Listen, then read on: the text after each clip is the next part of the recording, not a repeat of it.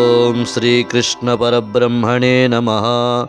శ్రీమద్భగవద్గీత అథ ద్వితీయోऽధ్యాయః సాంఖ్యయోగः. యదృచ్ఛయా చోపపన్నం స్వర్గద్వారమపావృతం సుఖినః క్షత్రియాః పార్థ లభంతే యుద్ధమీదృశం. అధ చేత్వమిమం ధర్మ్యం సంగ్రామం న కరిష్యసి తతః స్వధర్మం కీర్తిం చ హిత్వా పాపమవాప్స్యసి. పార్థ, అనుకోకుండా తటస్థించిన ఇట్టి యుద్ధము అదృష్టవంతులైన క్షత్రియులకే లభించును. ఇది స్వర్గమునకు తెరిచిన ద్వారము వంటిది. ఈ యుద్ధము నీకు ధర్మబద్ధము. ఒకవేళ నీవు దీనిని ఆచరింపకున్నచో నీ స్వధర్మము నుండి పారిపోయిన వాడవు అగదువు.